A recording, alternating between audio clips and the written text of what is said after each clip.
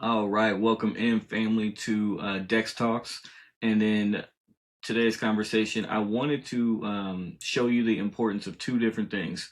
Number one, currency change and how our currency has changed drastically over time, really just over the last, let's call it 100 years, a little bit less than that, and the impact of that and how that's mattered to you and how it still does today, right? How understanding that will have a big impact on how you move forward during this change with AI taking over and all of that.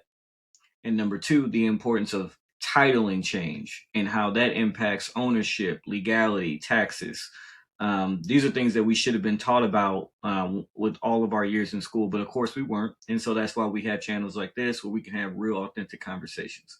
With that being said, I want you to take a look at the screen that I am sharing, and you'll notice two different dollars, two different forms of paper currency. So the first up top, we have the United States note, and the one below, we have the Federal Reserve note. They look very similar. Let's be very clear. They look almost the same, very identical.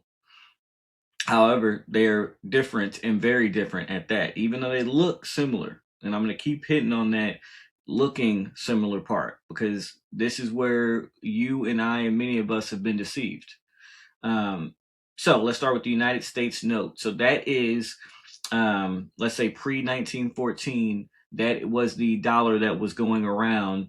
In this case, the $5 bill that was going around as a form of our currency, the United States note. And that would be issued direct from the Treasury. Now, there was something that I also wanted to show you that was going around at that time. That was called a silver certificate. Silver certificate. This is important because at the and also notice looks very similar, right? Looks just like the dollars from today, but they are not, right? It says at the bottom $1 in silver payable to the bearer on demand. So this was a time. Oh, and at the top, not just silver certificate, but what? This certifies that there is an on demand deposit in the Treasury of the United States of America. You catch that? So, before the Federal Reserve, our currency, even though it may have had paper backing, right, it actually was backed by real assets, whether it was gold, whether it was silver, whatever. There was something backing that, so you couldn't just print it left and right and it didn't matter. This is what held your storage of your energy up. When you went to work, you knew what you were getting back. This matters. Now, if we ask Grok, artificial intelligence from X, again, if you've been following me, I don't think you put all of your weight of knowledge into AI, but it does help add value here and there. And let's just see what it says on the history of it. So we have the shift from silver certificates and United States notes to Federal Reserve notes as a dominant only form of US paper was gradual, spanning the mid 20th century. Right? It reflected moves away from commodity backed money. What did I just say? Towards fiat currency managed by the central banking system. Fiat, I just want to educate. All fiat means is the money system where there is no backing. That's just the current currency. When people say that, basically the current currency system, paper system that is not backed by any real asset. It is just paper floating around that really doesn't mean anything besides your belief in it. Now, let's look at its brief timeline. I'm not going to bore you with reading all of this, but United States notes first issued in 1862 during the Civil War as legal tender, right? Instead of there being silver and gold, you got your notes. But remember, it was a payable on demand, meaning when you went to the Treasury or to the bank, whatever, they would give you back the reciprocal silver or gold. That's all the paper was ever supposed to do, was be and make our money flow easier. But it was always still our real currency, silver and gold. Now, silver certificates, it's the same idea. This was first issued 1878, right? Now, in 1964, it stopped due to rising silver prices, policy changes, etc. The point being is they were trying to print more money, right? Silver and gold values were going up, so they got off the standard because otherwise the system would have imploded. So they were just going to go ahead and print more of it, and they changed the whole system around. Okay, Federal Reserve notes first introduced in 1914, right? That's how the value of all this stuff started changing so drastically, because people started to realize this new Federal Reserve notes, this is what they did in 1914, wasn't backed by anything. It's not federal. It has no reserves. But they called it this is the game that they, like when you look around the world today, you wonder like, how is all this stuff so crazy and how do they play in our face so much? They've been doing it for a while. And there's nothing new under the sun. This is just another aspect of that. The Federal Reserve notes. It's not federal and has no reserves. We haven't gotten rid of the United States Treasury. That still exists today. But you know what did happen? We had a new currency under a title and ownership change that allowed these things to happen. So you might wonder, like, how did they get to go against the government and the Constitution? All they did was change the owner entitling. This is one of those things we're going to talk about. All right. But just to summarize this and get this off the screen, by the early 1970s, Federal Reserve notes were essentially the only type of new U.S. paper money being issued and placed in circulation. So you can imagine since the 70s, we've had the Federal Reserve notes. But I want to take you mentally to the world that was before that. The people that were living at that time don't know nothing about just paper fiat currency where there's nothing backed by it. They wanted to, when they got their money, they knew when they went to the bank, all right, and I want to exchange that for my gold, for my silver, thank you, and I'll see you next week. The point being is that the real currency of the United States is gold and silver. Let's get it out of our heads right now that that's not the case. The only thing that's changed is our monetary system no longer is backed by it. But the real currency, if you go to our United States Treasury, they still save their energy in silver and gold. You with me on that? I hope that makes sense, and I'm driving that point home. Now, why does that matter so much? Because then you can just print money left and right. And that's how we got to the system that you're looking at today, when we have $38.6 trillion in debt. If you actually follow our debt history, we were not in the trillions.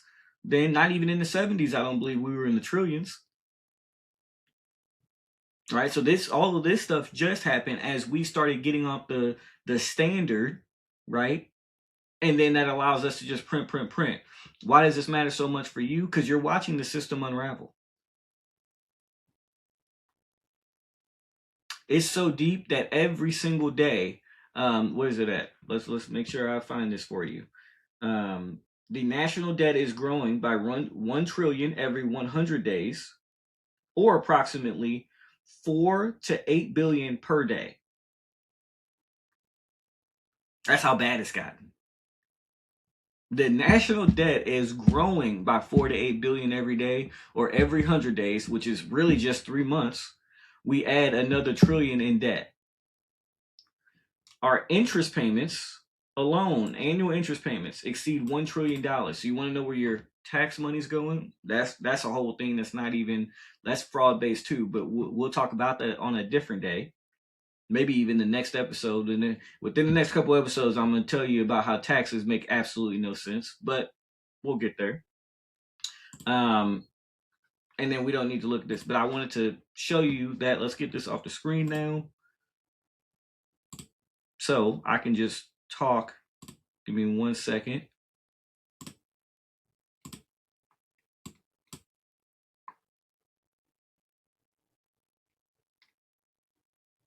Now Riverside wants to glitch up, but I don't care. I'm still going. So point number 1, you've seen the impact of currency changes over time. And I think you can understand how this got so out of hand. But the overstanding part I want you to get is the real currency is silver and gold. That's the real currency, not the paper money. And you know that because the United States Treasury saves their money in silver and gold. They don't save. They don't just have stacks of $100 bills on pallets just sitting in their reserves. Think about that for a second. So if it's not good enough for them, it definitely shouldn't be good enough for you. Now, with that being said, here's the part two, and I really want you to think through this. The trick that they played is something that they still use today. They don't recreate the tricks that they do. What I mean by that is, if you looked at the paper currencies today, they look real similar. Like if you didn't know what to look for, you would assume it was the same $1, $5, $10 bill. You would just assume that. There's a slight title change and maybe a slight color change, as I think the United States note had red a little in the background versus green. But nothing else really changed, did it? It looked the exact same. If I didn't tell you to look for those things, you may have never caught it. But what did change, what mattered, was the title change, the ownership change. And this is part two of where I started that I wanted to teach you about. Titling matters. It changes everything. It changes the legal standing. It changes taxes, legality, and ownership. But Dex, why does that matter so much? It's not a big deal. Oh, it's a huge deal because they do this across many aspects of life. And they've deceived you and I, many of us, across aspects of our lives. And we think it's no big deal because it looks similar, but it's different. Or one of my boys, he'll always like to say, same, but different. It is not the same. Let me give you an example. If you've ever studied like trust and wills, right? There's a difference between a trust and a will. A trust is a entity. It is not an individual. And so when you have a trust, there's an ownership or legal difference which impacts how things play out upon your death, how assets are transferred. So if you have a trust and that trust, that entity owns your home, that is transferred differently to your family than if you as an individual own that home. So let's time out for a second. Let's go a layer deeper. On the paperwork that you sign or fill out with the state, with your local municipality, whatever, with the bank in which you got the mortgage, they want to know who owns it. Most of us own things as individuals. That's a completely different legal standing than an entity owning it. And again, that matters for legal reasons, for tax reasons, ownership reasons. That changes the whole game. Even though it's a slight change, the entire perspective or outlook changes. But it doesn't just stop at entities. Business ownership matters. Most of us are more familiar with that because of LLCs and corporations, C corps versus S corps, and we know that there's different technicalities and laws within the type of business that you own versus an individual owning something. So I think most of us, you're with me there. That's another aspect though, because they're all taxed differently and treated differently in the eyes of the law. Now I'm going to take it a layer deeper, and this should hit you hard. The classification of people. Because, oh yes, and we're going to talk about this in a different conversation. People's heritage and background has been reclassified over the history and over the years. And we might think, well, that's no big deal. Oh, it's a very big deal. Do you know why? The exact same thing I just told you. What they did with the money, it ended up being a big deal. Didn't you see it? We now owe $38 trillion as a country. We did not, look it up. We did not owe no $38 trillion as a country. We didn't even owe $1 trillion as a country back in the 70s when all of this mass change happened. When they talk about Nixon and the gold standard, look at where we were then financially and look at where we are now.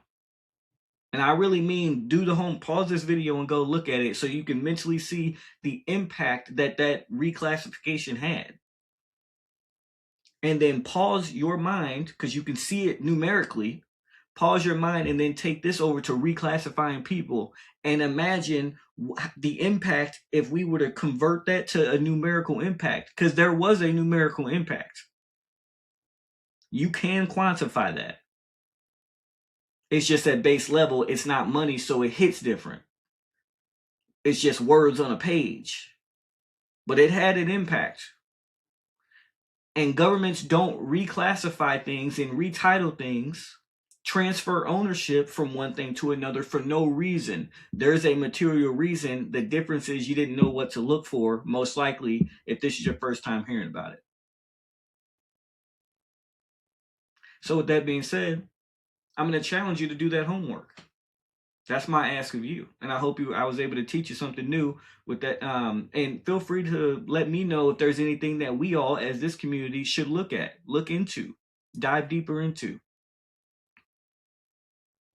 Feel free to leave that comment. Feel free to like, share, subscribe, anything like that to help support the channel. And again, any thoughts that you have, I would love to hear it, because we're onward and upward with our teaching and our learning about wisdom. It's about getting it right, not just being right. I love y'all. We'll see you next time. Peace.